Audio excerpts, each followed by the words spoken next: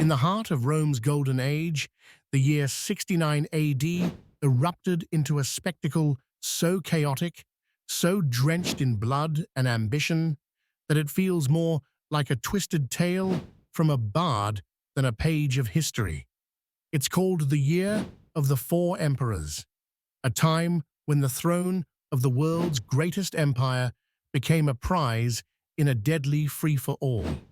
And it all begins with one man, Nero, the emperor whose name still echoes with infamy. Imagine Rome in 68 AD. Nero's been emperor for 14 years. He's young, just 30, but his rule's a fever dream of excess and cruelty. They say he played the lyre while Rome burned in the Great Fire of 64 AD. Probably a myth, but it sticks because it fits. He's taxed the empire dry to build his golden house, a palace so lavish it had a 120-foot statue of himself. He's had his own mother, Agrippina, murdered, his wife executed, and Christians torched as scapegoats for that fire. The Senate's had enough. The legions are restless. The people whisper rebellion. By June of 68, it's over for Nero. A governor named Galba rises up in Spain, backed by the Praetorian Guard, Rome's elite soldiers who guard the emperor but also pick him.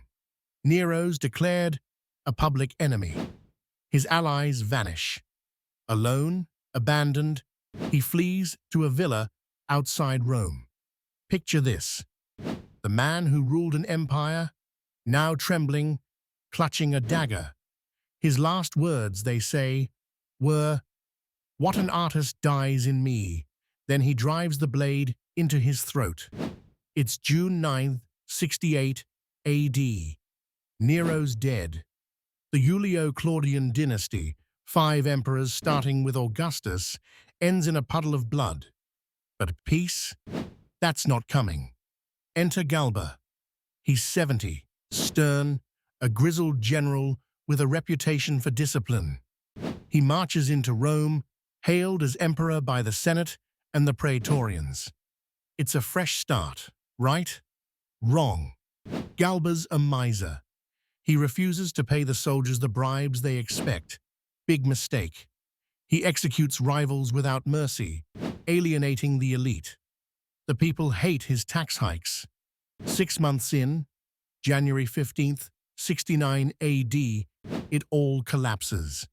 His own Praetorian Guard turns on him. In the Roman Forum, the heart of the city, they cut him down. Swords flash, his head's lopped off, his body left in the dirt. A soldier skewers the head on a spear and parades it around. Galba's reign? Done in a heartbeat. But the throne's not empty long.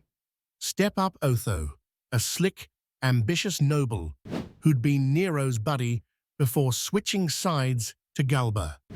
He's got no army, but he's got cash. He bribes the Praetorians, promises them gold, and they shout his name as emperor that same day. January 15th. Otho's 36, charming, with a wig to hide his baldness and a taste for luxury. He wants to be Nero 2.0, but without the madness. The Senate shrugs and says, sure, for a moment, it looks like he might pull it off. Then the horizon darkens. Far north, in Germany, the legions have their own idea. They've proclaimed their commander, Vitellius, as emperor. He's a big, lumbering man, more famous for eating than fighting, but his troops adore him. They march south, a tide of steel and fury. Otho scrambles to meet them. April 14th, 69 AD, the armies clash at Bedriacum in northern Italy. It's a slaughter. Otho's forces break. 2 days later, he's in his tent, defeated but defiant. He won't flee. Instead, he grabs a dagger, says a quiet goodbye to his men, and plunges it into his chest. 3 months as emperor. Over. Otho's gone. Vitellius rolls into Rome like a conquering king. It's April 69th, and he's the third emperor in half a year. He's got the legions, the title, the feasts. Oh, the feasts. They say he'd gorge on peacock brains and flamingo tongues while Rome starved. The people despise him. The Senate tolerates him. But the East isn't buying it. In Egypt and Judea, the legions have their own champion, Vespasian.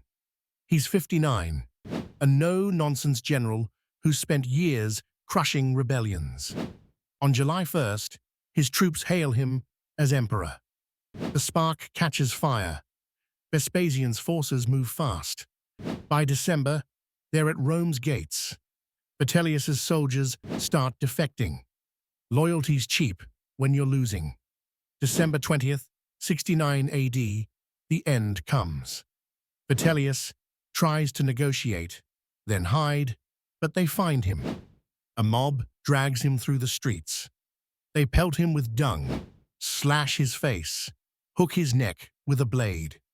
He's begging, bleeding, until they hurl him into the Tiber River, a corpse among the refuse. 8 months as emperor, and he's fish food. Vespasian steps in, calm amid the storm. December 21st, 69 AD, the Senate confirms him. He's the 4th emperor in 1 year, but this time it sticks. He's practical, rebuilds Rome, starts the Colosseum. The Flavians take root. The chaos cools. Think about it. Nero's suicide, Galba's betrayal, Otho's defiance, Vitellius's downfall, all in 12 months. 4 emperors, 4 deaths, a civil war that tore Rome apart and stitched it back together. It's a whirlwind of ambition, backstabbing, and sheer human will. The year of the 4 emperors doesn't just feel unreal. It shows how fragile power can be and how fast an empire can teeter on the edge. History doesn't get much wilder than that.